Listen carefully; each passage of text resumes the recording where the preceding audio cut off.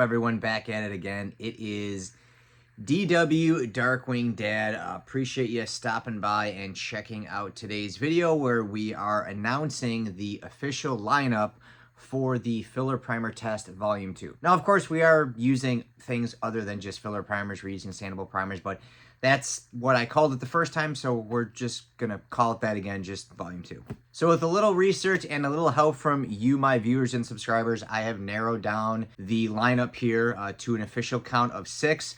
Yes! So there was a lot of variables that went into consideration. Some of them might have been availability, some of them might have been cost, some of them might have just been user friendliness, but these are all things that are gonna be tested very thoroughly in addition to performance in this new test. So coming in the first slot is going to be the Iron Armor Sandable Primer. This is a primer I am familiar with. I did a video on it. Sanded and tested really, really well. Big factor here is that it is available at Harbor Freight. It has a great price point, had a pretty good performance review, so it's something that definitely earns a spot in this test. Coming up in the second spot is going to be the U-PUL Expert Sandable Primer. Again, this is something that I tested. I know it's something that is really well if you've never tried it. Another big reason, again, availability. It's in AutoZone. You can get it online. You can get it in store. Awesome product. Awesome price point. Definitely deserves the number 2 spot in our test. Number 3 slot is going to be the U-PUL Filler Primer. Again, something I've tested, something that I know is great, and I want you guys to see how great it works and performs head-to-head with these other primers. Available at AutoZone. Killer price point. No reason it shouldn't be in the test. Coming in the 4th and 5th slot is the Seymour Filler Primer and the Seymour Sandable Primer. Both seem like they're awesome primers. Solvent-based, really quick dry time. Who knows, they could end up being the same thing just with a different label on them, but I wanted to put these in, because solvent-based primers are really gonna be the best. They're gonna dry the fast. They're just gonna give you the best work time, easiest to sand. So that's something that I definitely wanted to put in the 4th and 5th slot. I've never tried them, but I'm super excited to. In the 6th and final slot is going to be the Duplicolor Filler Primer. And yes, the red color. It's a very popular primer. It's a very popular color. It seems like it's a really nice filler primer. I did test 2 Duplicolors in my filler primer test volume 1, both the 2-in-1 and the Duplicolor Refinish. The 2-in-1 worked a little bit better. The Refinish, it was kind of gummy. It was almost similar to Rust-Oleum filler primer, which I really wasn't a big fan of. But this one obviously is used by a lot of people, got a lot of great feedback. I figured why not throw it in the test. So there's the official lineup for the test, the top 6. Now you might be asking yourself, DW, you showed us all these other primers. What's going on with them? Well, don't worry, we do have some other tests that we're going to be doing, and for good reason. So when it came to selecting which primers to use and not to use, I kind of sat back and looked at some of these. The U-PUL Fantastic Sandable Primer, it is a great primer, but in all reality, it is basically the same thing as the U-PUL Expert. I did a video on this. I kind of tested them side by side. They were almost identical. Even if you flip the cans around, all the instructions are almost exactly the same.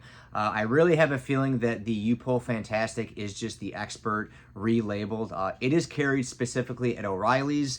The U-PUL Expert is carried at AutoZone. So I think the Fantastic is like an O'Reilly's exclusive. There's a lot more AutoZones than there are O'Reilly's. So I wanted to do the Expert just based on availability. And the Expert is a couple bucks cheaper too. That's a big factor too. We want cost efficiency. So that is why the U-PUL Fantastic Sandable Primer wasn't selected. Although it is a good primer, it just didn't make the cut this time.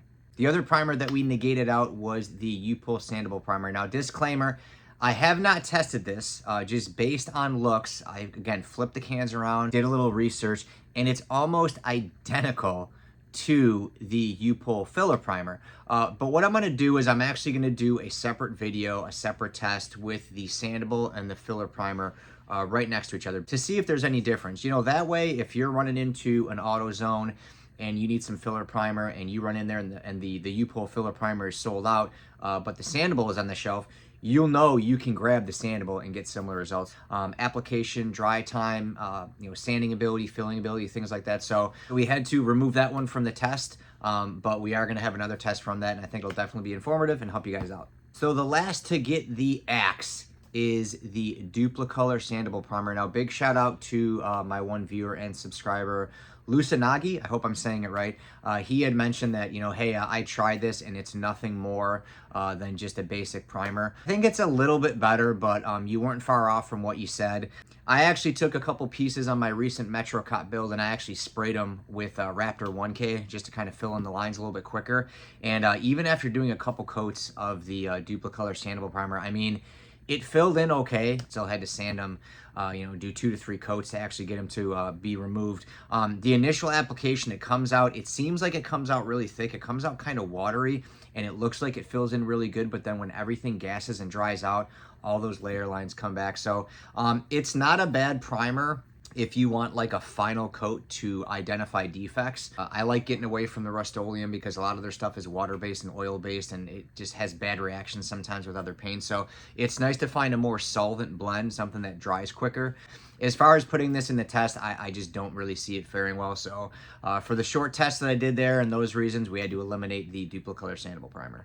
Lastly is the high build primer. So I figured there was no reason in putting the high build primers in with a bunch of filler primers because they serve a completely different purpose. You know, these high build primers, they are basically spray putties in a can, you know, and they fill a lot better.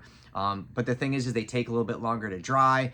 They sand a little bit differently. So your whole approach when using a high build primer versus using a filler primer is completely different. So in my opinion, it would just throw the test way off. The biggest thing is when you're using a high build primer, you still need a filler primer or a sandable primer to help get rid of those minor sanding scratches and imperfections. So regardless, you're going to have to use a filler primer or a sandable primer at the end. So using a high build, that's a step or a process that you can use in completing a helmet. It's not a one and done kind of thing. I know there's people out there that use nothing but filler primers, and if that's what you want to do, I mean, to each their own, but that takes a lot of time, that takes a lot of sanding. These high builds help reduce a lot of that, and again, this is something I'm going to show you because I actually went out and got another high build primer by SEM.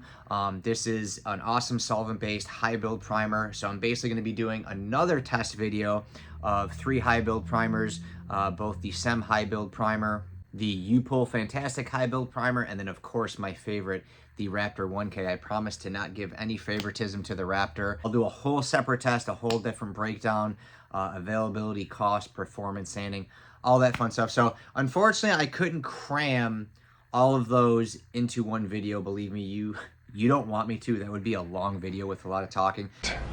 But what's cool about this is there's going to be some sub videos made from all of the primers that I got. Really pumped to get this test started though. If you haven't watched my filler primer test volume 1, go ahead and watch it. Basically all the same tests. We're going to do the same thing with this new lineup of 6. Hopefully you guys come back and see it because it's definitely going to be an awesome video that's going to help you decide which filler primer is best for you. I want to thank you guys for watching today's video. If you did like it and you are excited to see this test commence, go ahead and give me a thumbs up. Questions, comments, feedback, or you just want to say what's up, don't forget to drop me a comment in the comment section. Let me know how you're doing. Let me know what you're thinking. And what do you think is going to be the primer that is going to reign supreme in this filler primer test? And drop me some comments.